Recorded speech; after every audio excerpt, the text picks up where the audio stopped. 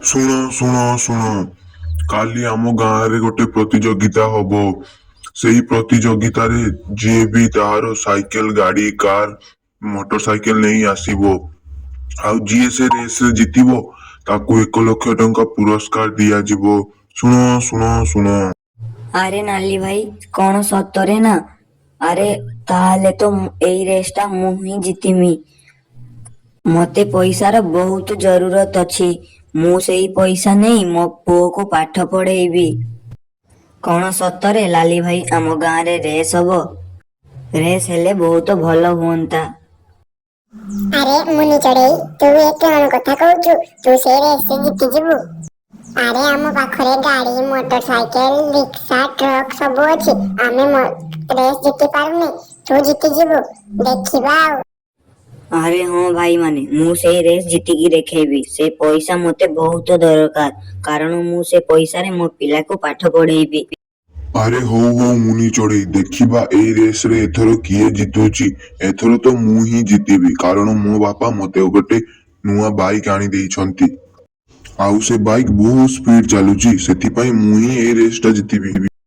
ଆରେ ମା, ଆମ ଗାଁରେ ଗୋଟେ ରେସ୍ ହଉଛି। ସେଇ ରେସରେ ଆମେ ଭାଗ ନବା, ଆଉ 1 ଲକ୍ଷ ଟଙ୍କା ବି ମଧ୍ୟ ପୁରସ୍କାର ଦିଆଯିବ। ଆମେ ନବା ନା ମା? ଆଉ ଆମକୁ ପଇସାର ବି ଜରୁରତ ବହୁତ ଥିଲା, ତ ସେଥିପାଇଁ ଆମେ ଏଇ ରେସରେ ଭାଗ ନବା। ଆରେ ଟୁନା, ତୁ ତ ମୋ ମନ କଥା କହିଦେଲୁ। ଆମେ ଏ ରେସରେ ଭାଗ ବି ନବା ଆଉ ଜିତିବା ବି ମଧ୍ୟ। ଆଉ ସେ ପଇସା ଆଣିକି ମୁଁ ତତେ ଗୋଟେ ଭଲ ସ୍କୁଲରେ ପାଠ ପଢେଇବି, ଆଉ ତତେ ଭଲ ମଣିଷଟିଏ କରିବି। ତା ପରଦିନ ଗାଁରେ ରେସ୍ ହେଲା ଆଉ ବହୁତ ସାରା ପ୍ରତିଯୋଗିତା ମାନେ ଆସିଥିଲେ। ଆଉ ସେମାନଙ୍କ ମଧ୍ୟରେ ମୁନି ଚଢ଼େଇ ବି ଥିଲା। ଆଉ ସିଏ ତା ସାଇକେଲକୁ ନେଇ ବହୁତ ଖୁସି ଥିଲା। ଆଉ ସେଇ ରେସରେ ଟୁନି ଚଢ଼େଇ ହିଁ ଫାଷ୍ଟ ହେଇଗଲା, କାରଣ ଜଙ୍ଗଲ ରାସ୍ତାରେ କାହାରି ବାଇକ୍ କି ଗାଡ଼ି ଚାଲି ପାରିଲାନି, ସାଇକେଲଟା ଚାଲି ଆସିଲା, ତ ସେଥିପାଇଁ ସେ ଫାଷ୍ଟ ହେଇଗଲା। ଆଉ ହଁ ସାଙ୍ଗମାନେ, ଆପଣମାନେ ତ ଭିଡ଼ିଓ ଦେଖୁଛନ୍ତି କିନ୍ତୁ ଭିଡ଼ିଓକୁ ଲାଇକ୍ ଆଉ ଚ୍ୟାନେଲକୁ ସବସ୍କ୍ରାଇବ୍ କରୁନାହାନ୍ତି, ତ ଜଲ୍ଦି ଜଲ୍ଦି ଯାଇକି ଭିଡ଼ିଓକୁ ଲାଇକ୍ ଆଉ ଚ୍ୟାନେଲକୁ ସବସ୍କ୍ରାଇବ୍ କରିଦିଅନ୍ତୁ ଆଉ ଅଲ୍ ନୋଟିଫିକେସନ୍ ସେଟ୍ କରିଦିଅନ୍ତୁ।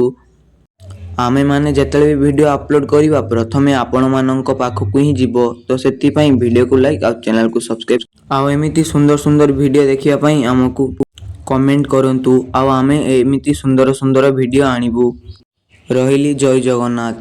ଦେଖା ହେବା ନେକ୍ସଟ ଭିଡ଼ିଓରେ।